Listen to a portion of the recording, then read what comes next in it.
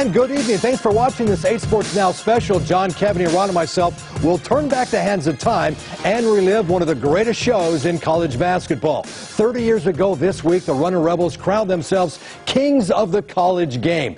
Now, they were a collection of players that really energized college basketball fans. Like the 1990 Runnin' Rebels, they wore the black sneakers, the baggy shorts, the custom uniforms, never before seen on a college basketball court, inspiring fans for years to come. Before there was the Fab Five, there was this team, the Runnin' Rebels. Larry Johnson, Stacey Ogman, Greg Anthony, Anderson Hunt, among others. Now, they claimed they deserved to win because they worked harder than any other team. When you have the best team with the hardest workers, you can overcome just about anything and everything that stands in the way. The 1989-90 team started out 3-2 on the season with losses to Kansas and Oklahoma. They were 9-3 after losing to New Mexico State in early January. They also lost at LSU and then went to Santa Barbara and got beat. But don't forget, the Big West Conference wasn't a bad league. They sent 3 teams to the NCAA tourney that year. The Rebels overcame a lot more than injuries that season. 9 months before the tournament, the NCAA sent investigators to campus 11 times. 10 players off that team were suspended at one time or another for various academic or rules infractions. Most were unpaid phone bills and hotel incidentals. Greg Anthony was suspended for 1 game over a can of nuts. Seems nutty, but they rolled into the NCAA tournament ranked number 2 in the country. The Rebels sailed through the opening rounds. Only Ball State in the Sweet 16 gave them a test. They breezed by Loyola Marymount in the Elite 8 to reach the Final Four, where they beat Georgia Tech, setting up that historic championship game.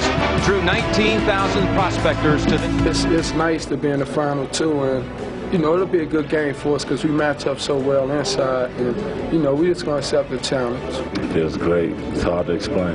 Oh, I feel great. I love my team. We're playing in the championship game, and I'm very proud of the guys.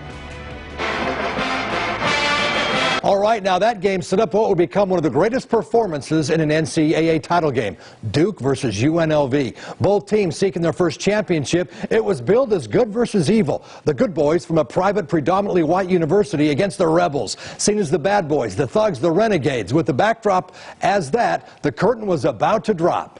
Into McNichols Arena as 2 teams seek the strike gold of the... Tonight, one of them will win their first NCAA championship. Nothing was going to stand in the way of the Rebels. They ran past Duke, jumping out to a 47-35 halftime lead and never let up. The Rebels ruled the day. A mile-high celebration with Anderson Hunt's 29 points leading the way. But it was that stifling defense that forced Duke into 23 turnovers, and on the other end, converting those turnovers into easy points. There was no sweating with that white towel, but still, Tark wasn't about to put it down. Instead, Duke was getting ready to hoist a white towel. After scoring 47 in the first half, UNLV scored 56 in the second. It was David versus Goliath, only this time Goliath had the bigger stones, knocking out the Blue Devils, winning 103-73. Largest margin of victory in a title game, and the only team to score over 100 points in a championship. Rebels enjoying a mile-high celebration in Denver. But this night belongs to Las Vegas. I feel great, you know. It just feels so great, you know. I really can't explain how I feel, because it's probably the ultimate feeling I've had since I was playing basketball. You know, honestly, I still am. I just haven't sunk in yet. I'm just, you know, I feel good. It's the best team he's ever played against me in 15 years. You don't know much really. I mean, you guys were fantastic. The media and the press is going to call us whatever they want to call us. And I mean, you can call us bad guys. You can call us, what was it? What did they call us the other day? Thugs. You can call us thugs. You can call us hoodlums. But at the end, put that on there too. You know, we appreciate it just for us to put national champ on it. All right, what a game. Boy, it was a night to remember. One person who was right there in the middle of the party was Lois, the wife of the late Jerry Tarkanian. Now, Kevin Martin caught up with Lois, who cherishes every moment as a Rebel fan. Her deep roots, boy, they run deep in that program. So many branches of memories. That night will be never forgotten. Hey, Kevin. Exactly, Chris. This game might have been played 30 years ago, but when you talk to Lois Tarkanian, she'll make you feel like it was yesterday. And she shared some of her favorite memories with us from that unforgettable run. Take a listen. This night belongs to Las Vegas. They have won their first ever national championship. It's the 30th anniversary of the UNLV men's basketball 1990 national championship. Lois, can you believe that it's been 30 years? I can't believe it. It just doesn't seem like it was more than a couple of years ago. All the excitement and all the love the players had for each other was wonderful. During that Final Four game, the come from behind win over Georgia Tech. When the Runnin' Rebels pulled off that win to punch their ticket to the national championship, what kind of emotions were going through you that UNLV had finally gotten over that hump and was in the national championship game, especially the way that they won? Really, I had more tension during games than joy. When we won, I'd always have joy. And then, of course, after we won, you got to prepare for the next game. And then in the national championship game, you know, it's stark contrast. You can kind of relax a little bit because UNLV pretty much dominated Duke from the tip and went on to win by, 30 points. I mean, here they were 20-some points ahead, and I'm still nervous and intense. I just, you never know in basketball. And, Duke was a great team. The thing I remember most is the cohesiveness of the team. In other words, they really truly did love each other.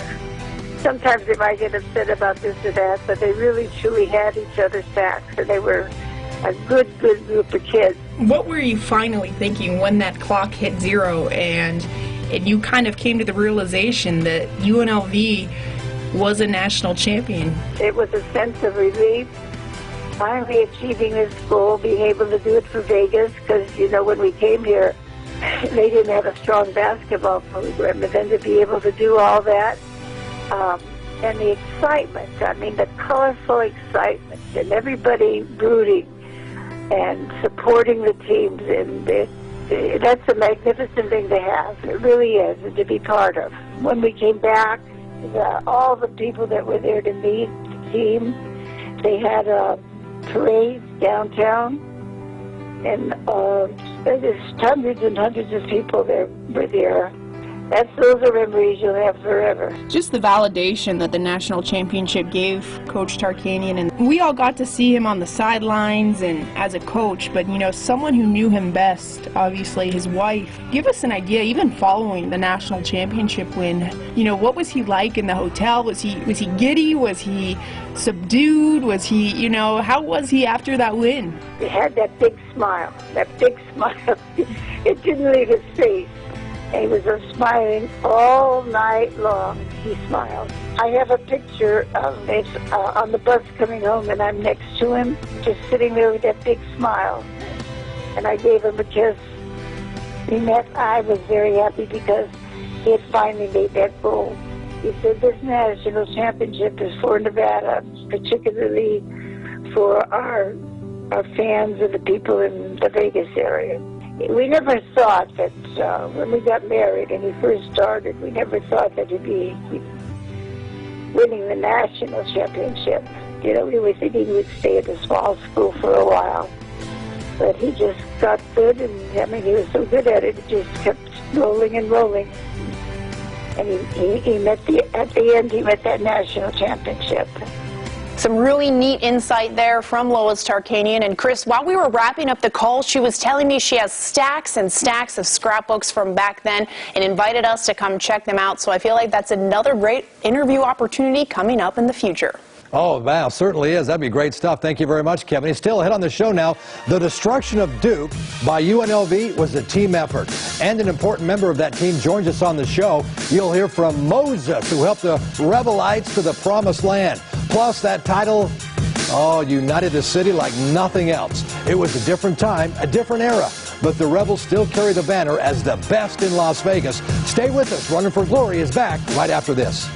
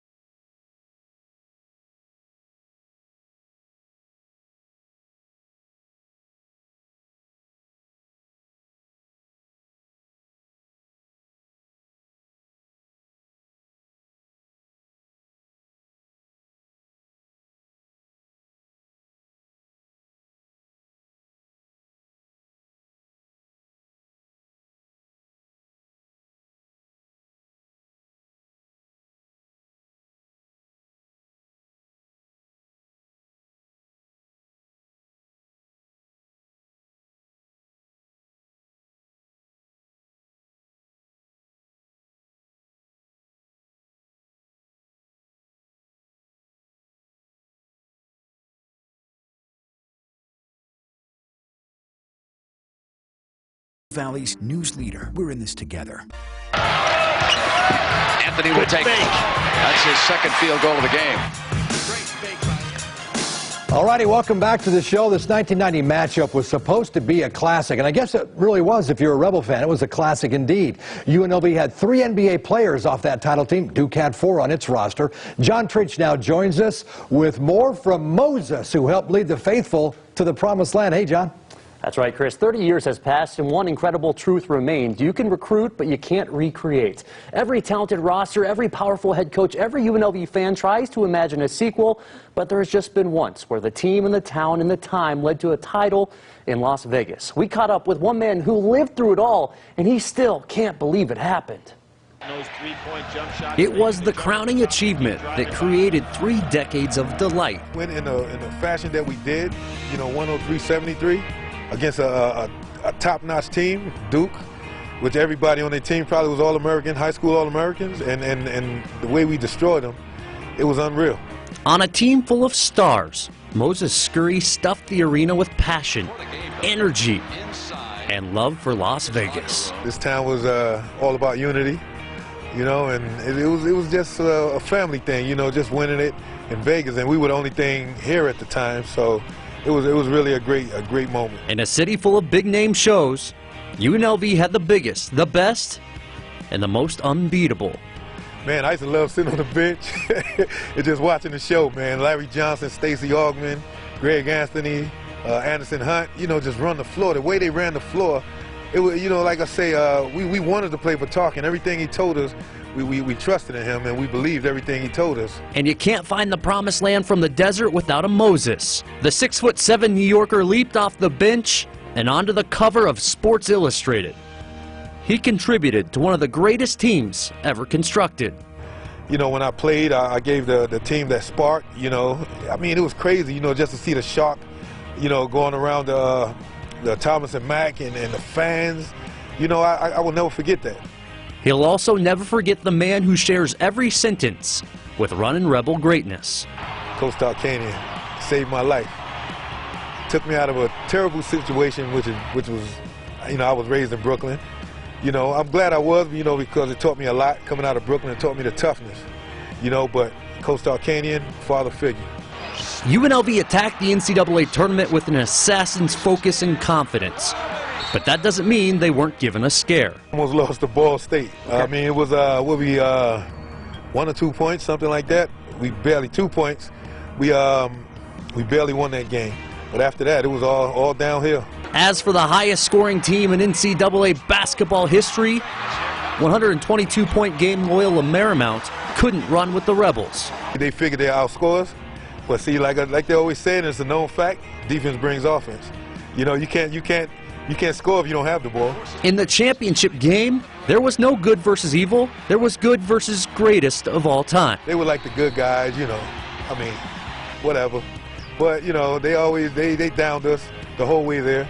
And that motivated us, and, thank them for the motivation. He can still feel the celebration on the court. The 1990 Runnin' Rebels. Forever imitated, never duplicated. And there's another Scurry coming. Moses has a daughter who's a freshman at Desert Oasis High School, and she's pretty good. Chris? All right, thank you very much, John. Still ahead on Runnin' For Glory. The community, was buzzing following that win. The city has never seen anything like it. It's still talked about today. Fans have saved their 1990s stuff like uncut gems. Plus, sharing memories from 1990. What do you remember from that game following the parade, the celebration? That's next here on Channel 8.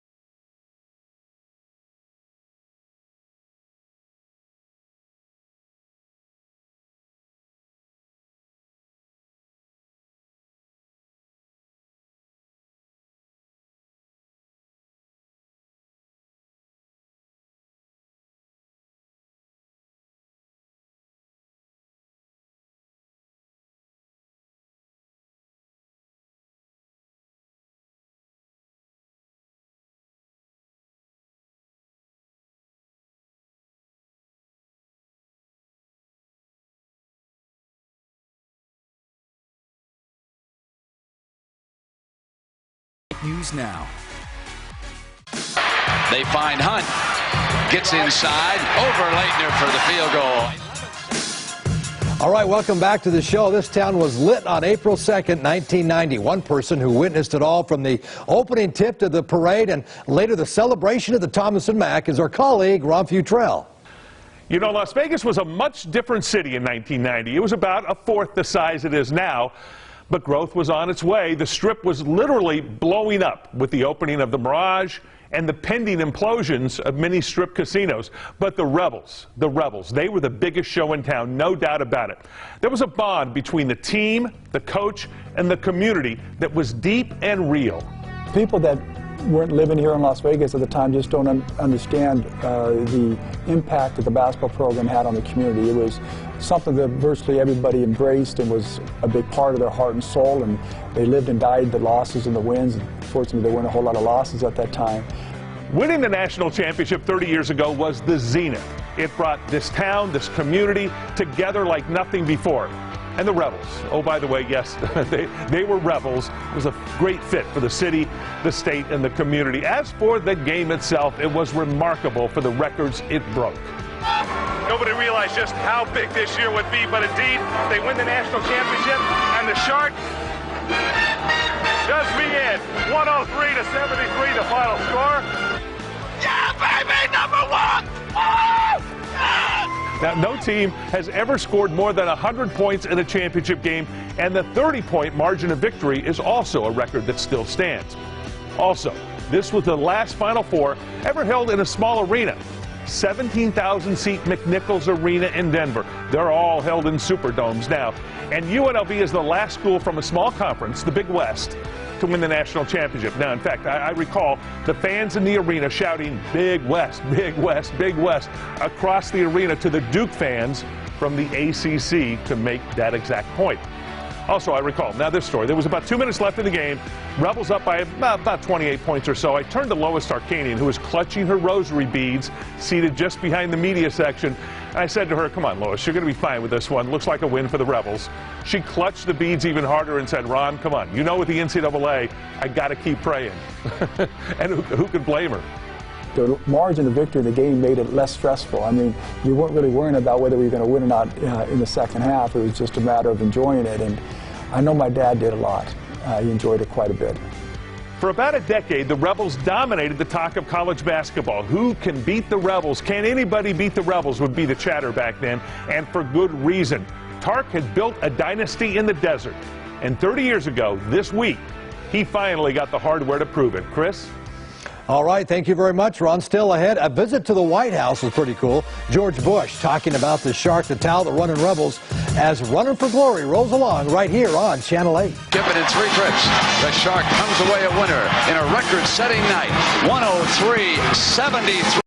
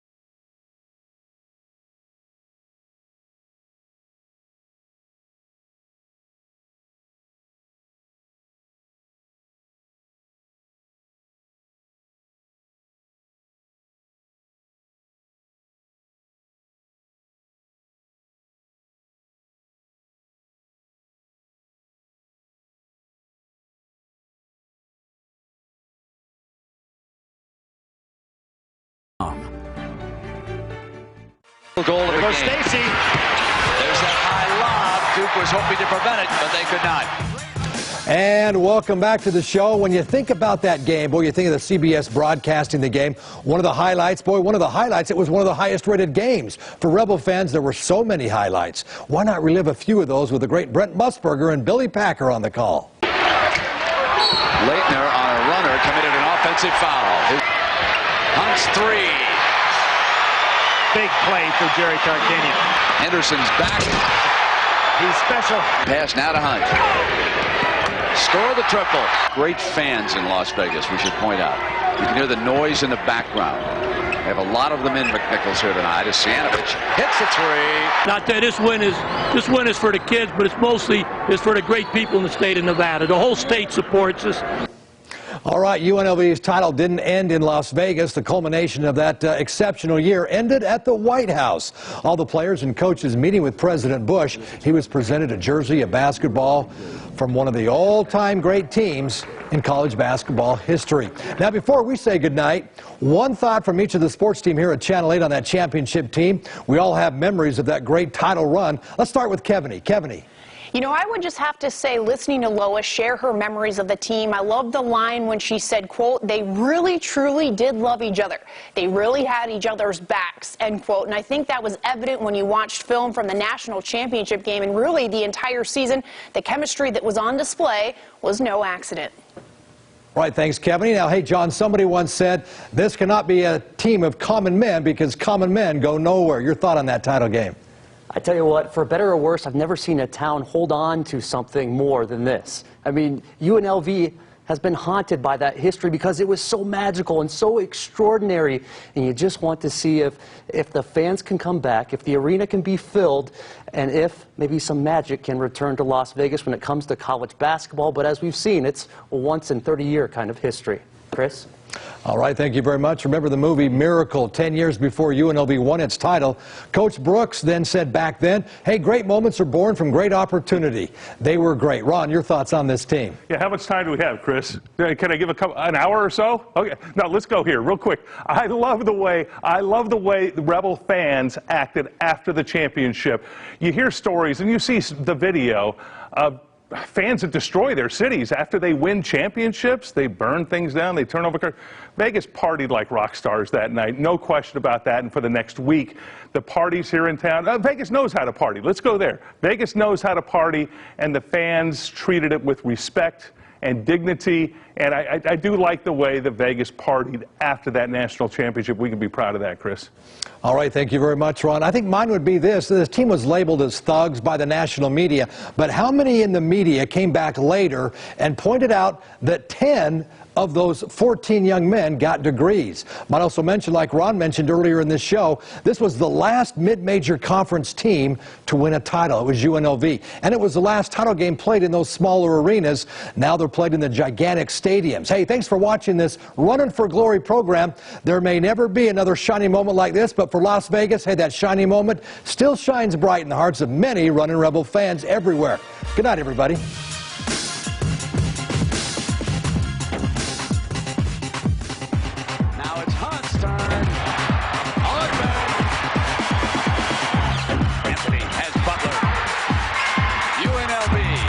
To its first ever NCAA championship game. It'll be Las Vegas against Duke Monday night. Augment is the best finisher on the break that I have ever seen in college basketball. Hunt's three.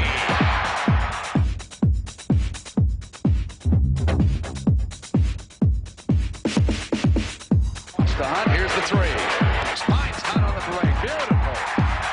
But this night belongs to Las Vegas. They have won their first ever national championship, and in 3 trips, the Shark